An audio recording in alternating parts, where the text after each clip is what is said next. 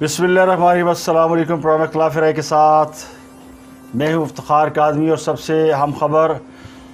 सहाफ़ी इमरान रियाज तो रिहा हो गए, लेकिन एक और मारूफ एंकर समी इब्राहिम पर हमला हुआ है और हमले में उनका दावा ये है कि उनको ज़ुदकोब किया गया है, उनके ऊपर तशद्दुद किया गया है। और ये हमलावर कितने थे, कौन सी प्लानिंग करके आए थे, इसकी FIR कहाँ दर्ज हुई, इस सब पर बात करेंगे इस प्रोग्राम के अंदर। इसके अलावा खान साहब के चीफ सिक्योरिटी अफसर हैं शहबाज गिल, उनके ऊपर एक जिनसी हमला हुआ है और इस हमले को भी बड़ी अहमियत दी जा रही है। ये अपनी नौइयत का वाहिद हमला है जो कि पाकिस्तान की आवाम ने बराह रास्त टेलीविज़न पर देखा है। शहबाज गिल पर जिनसी हमला करने वाली शख्सियत वो पाकिस्तान की एक मुमताज़ शख्सियत, एक मुमताज़ सियासतदान है। तो उन पर इस हमले में कोई और नहीं, उन्हीं जमात के एक बहुत सीनियर सियासतदान, एक सीनियर पॉलिटिशियन जो कि कई बार वज़ीर रह चुके हैं, वो मुलव्वस है। लेकिन सवाल ये कि इस तरह की हरकत सरेआम करने का मकसद क्या है, जिसको पाकिस्तान के कम से कम 22 करोड़ अवाम ने भी देखा होगा और बैरून मुल्क भी बेशुमार उर्दू बोलने समझने वालों ने देखा और महसूस किया होगा।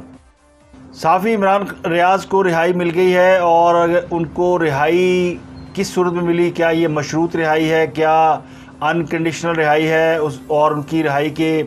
बाद उन्होंने अपना वीलॉग क्यों नहीं किया। बहुत से लोग ये समझ रहे थे कि जैसे वो रिहा होंगे वो अपनी रिहाई और अपनी गिरफ्तारी के हवाले से कुछ बात करेंगे, लेकिन वो अचानक खामोश हो गए और उनके वकील भी उनको मना कर रहे हैं कि आपने कोई ऐसी बात नहीं करनी। तो कहने वाले कहते हैं कि उनकी रिहाई एक मुआहदे के तहत अमल में आई है और वो मुआहदा ये कि वो कोई ऐसा बयान नहीं देंगे जिससे उनके ऊपर कोई हर्फ आए, उंगलियां उठे, या सीधे मानों में ये कहा जा सकता है कि उनका सॉफ्टवेयर हो गया अपडेट और उन्होंने ये मान लिया कि अब वो इदारों के ख़िलाफ़ या उन ताकतों के ख़िलाफ़ इस तरह ज़ुबान दराजी नहीं करेंगे जिस तरह वो करते रहे। अच्छी बात यह है कि वो ईद अपने घर पे गुजारे हैं, आज वो कुर्बानी भी करेंगे अपने घर पे। उनको रिहाई मिल गई, उनके अहले खाना, उनके बच्चों को, उनकी फैमिली को बहुत मुबारक हो कि उनको रिहाई मिल गई है। तो आज ईद का दिन है तो बहुत ज़्यादा पॉलिटिकल बातें नहीं करते, तो आज कुछ लाइट मूड में बातें होंगी और लाइट मूड में हम आपको बताएंगे कि समी इब्राहिम पर जो हमला करने वाली शख्सियत है वो ये मत समझिएगा कि मैं उनकी कोई किरदार कुशी कर रहा हूँ। वो ट्रांसजेंडर हैं, यानी जिन्हें हम कहते हैं शीमेल, या ऐसे लोग हमने देखे हैं बाज़ारों में, गलियों में, जो कि पाकिस्तान के अंदर मौजूद पाए जाते हैं, जो कि उनका हुलिया बना के मांगते हैं और अपने लिए गुजर बसर करते हैं, क्योंकि ऐसे लोगों को हमारे माशरे में एक्सेप्ट नहीं किया जाता। उनको रोज़गार के असूल में बड़ी मुश्किलात पेश आती हैं क्योंकि हम ज़हनी तौर पर ट्रांसजेंडर को या शीमेल को एक्सेप्ट नहीं करते, जिन्हें उर्फ़-ए-आम में हिजड़ा भी कहा जाता है। तो हिजड़े भी इंसान ही होते हैं, लेकिन चूँकि इस वाक़े के अंदर एक शीमेल का हमला करना, और बहुत मरूफ सहाफ़ी हैं समी इब्राहिम साहब, और उनकी फ़ैमिली ख़ुद अमेरिका में, वो पाकिस्तान में मुकीम है, और इससे पहले भी वो एक वाक़े में शोहरत हासिल कर चुके हैं जब उन्हें वफाकी वज़ीर फवाद चौधरी ने थप्पड़ मारे थे। तो फवाद चौधरी के थप्पड़ों के बाद दूसरी बार उन्हें थप्पड़ पड़े, और पाकिस्तान की नहीं बल्कि बड़े सगीर की तारीख़ में ये तकरीबन कोई 400 साल बाद होने वाला वाक़या है, क्योंकि सन 1700 में बड़े सगीर के अंदर, ख़ासकर पंजाब के अंदर जो हुकूमत थी वो ट्रांसजेंडर की हुकूमत आई थी, जिनमें मियाँ खुशफहम और मियाँ इस तरह के लोग थे। 3-4 नाम मैं आपको किसी वक्त बताऊँगा कि पाकिस्तान के यानी बड़े सगीर के अंदर दुनिया की वाहिद जो हुकूमत बनी वो इन्हीं शीमेल्स की या ट्रांसजेंडर की हुकूमत थी, जिसमें 3 ट्रांसजेंडर वो मुल्क के वज़ीर आज़म, वज़ीर ख़ज़ाना और वज़ीर दिफ़ा थे, और उनकी महारानी थी। और ये बड़ा दिलचस्प वाक़या है। तो ये 1700 का वाक़या है, 17वीं सदी का, और अब 21वीं सदी है, और सदी में हमला हो गया जनाब समी इब्राहिम साहब पर, और हमला करने वाला कौन है? ट्रांसजेंडर है। अब ये हमला है, ये क्या है? क्योंकि बकौल समी इब्राहिम के उन पर बाकायदा प्लान करके हमला किया गया, और वो जब अपने दफ्तर से बाहर निकले तो एक हिजड़ा जो उनके इंतज़ार में खड़ा था, अब इसको हिजड़ा कहूँ तो मुझे बुरा लगता है, मैं उसका नाम कह देता हूँ मस्ताना, ताकि बुरा न लगे किसी को। तो एक मस्ताना या मस्तानी खड़ी थी वहाँ पे, उस मस्तानी ने उनके साथ कोई बातचीत की, 2 कदम चले, फिर समी इब्राहिम साहब ने उनको कुछ निकाल के दिया, लेकिन वो मस्तानी मुतमईन नहीं हुई, या तो जो चीज़ उन्होंने दी वो कम थी या ज़्यादा थी, या उनसे कोई ऐसी बात की गई कि उस मस्तानी ने फिर उनको हाथ जड़ दिए। और जब उनको हाथ जड़े तो उसी दौरान उन्हें महसूस हुआ कि उनके दाएं बाएं लोग वीडियोस बना रहे हैं, तो उनकी फिर दौड़ लग गई और वो दौड़े वापस अपने दफ्तर की जानिब। جبکہ وہ مستانی میدان میں کھڑی رہی، بھاگی نہیں، وہ وہاں پہ مستانی یا مستانہ میدان میں کھڑا رہا۔ اس کے بعد پینک پھیل گیا کہ دیکھیں ایاز امیر کی طرح سمیع ابراہیم پہ بھی اٹیک ہو گیا، اور سمیع ابراہیم جو ہیں وہ بھی آزادی صحافت کے بڑے یعنی مجاہد ہیں، اور یہ جو مجاہد ہیں آج کل صرف پی ٹی آئی میں ہوتے ہیں اور کسی جماعت میں نہیں ہوتے۔ پی ٹی آئی کے اندر ایک صحافیوں کی ایک بڑی فوج ظفر موج ہے جو خود کو مجاہد مانتی ہے، اور ان مجاہدین میں سے ایک سمیع ابراہیم صاحب بھی ہیں، عمران ریاض صاحب بھی تھے، ان میں اور بھی لوگ نظر آتے ہیں۔ اب یہ اس کو کہہ رہے ہیں بدقسمتی کہ پاکستان کے اندر جس طرح معاشرے میں تقسیم ہے، ویسے ہی صحافیوں کے اندر، اینکرز کے اندر، میڈیاز کے اندر وہ تقسیم بڑی واضح ہے۔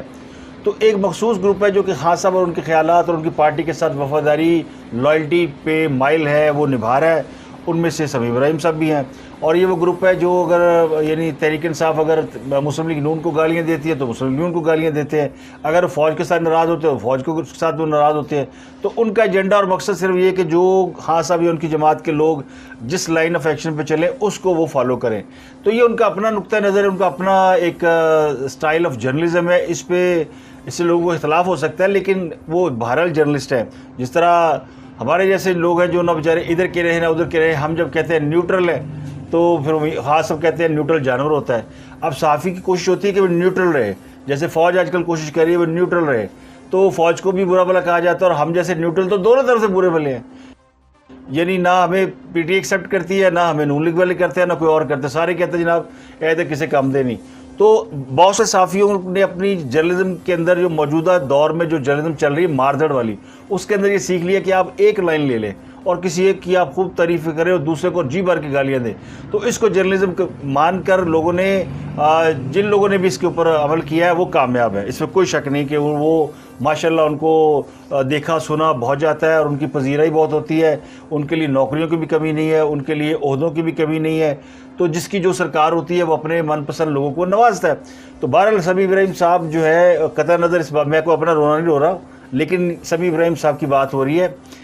ان کے اوپر جو حملہ کرنے والے لوگ ہیں ان کے بارے میں اب وہ ساری پی ٹی آئی لگی ہوئی ہے، گورنمنٹ نے کرایا۔ تو سمیع ابراہیم صاحب کا موقف یہ کہ ان سے ایک ہجڑے نے پیسے مانگے، انہوں نے 100 کا نوٹ نکالا تو اس نے ان پر حملہ کر دیا، سینے پر مکے مارے، گالیاں دی، اور ساتھ کھڑے دوسرے بندے نے ان کی ویڈیو بنائی۔ تو ہم سب اس کی مذمت کرتے ہیں، اور اس کی مذمت پورے پاکستان نے کی ہے، ظاہر ہے۔ ایک صحافی اور جیسے عمران ریاض کا واقعہ، وہ بھی تازہ واقعہ ہے کہ ان کی گرفتاری عمل میں لائی گئی اور آزادی صحافت پر 100 سوال اٹھے ہیں، اور جب سمیع ابراہیم پر تشدد ہوتا ہے یا ان کے اوپر اٹیک ہوتا ہے تو پھر زیادہ پینک پھیلتا ہے۔ اس سے پہلے ایاز امیر کے ساتھ بھی یہی کچھ ہو چکا ہے، تو اس کو اسی تسلسل میں گنا جا رہا ہے کہ جیسا ایاز امیر پر تشدد تھا۔ تو ایاز امیر پر تشدد میں ایاز امیر نے یہ الزام نہیں لگایا تھا کہ ان پر کسی ہجڑے نے عمل کیا، ان کو کسی ہجڑے نے حملہ کیا۔ ایاز امیر کا جو موقف تھا وہ یہ تھا کہ ان کے اوپر 6 افراد نے ان کو دفتر کے باہر روک کر باقاعدہ زدکوب کیا تھا، اور ان کو مارنے کے بعد وہ فرار ہوئے تھے۔ یہاں پہ معاملہ دوسرا ہے، یہاں پہ جو لوگ کہتے ہیں یعنی زبان خلق وہ یہ کہتی ہے کہ جناب ان کا کوئی اس سے کوئی لین دین کا تنازع تھا اس شخص سے، اس مستانی سے جس کے اوپر یہ سب کچھ ہوا ہے۔ لیکن جو ویڈیو بنانے والا معاملہ ہے اس سے لگتا ہے کہ کسی نے ان کو ہیوملیٹ کرنے کے لیے یا ان کو بدنام کرنے کے لیے ان کی ویڈیو بنانے کی کوشش کی، اور ہو سکتا ہے کہ اگر وہ نہ بھاگتے اور یہ معاملہ ہائی لائٹ نہ ہوتا تو بعد میں یہ ویڈیو ان کو بھیج کر بلیک میل کیا جاتا کہ دیکھو اسی تانوں کے ہجڑے کو تھپڑ مرواتے۔ تو اس طرح کی بھی چیز ہو سکتی ہے جو یعنی کسی صحافی کو بلیک میل کرنے کے لیے۔ تو بہرحال قابل مذمت واقعہ ہے اور ان کے ساتھ افسوس کیا جا سکتا ہے۔ ویسے تو وہ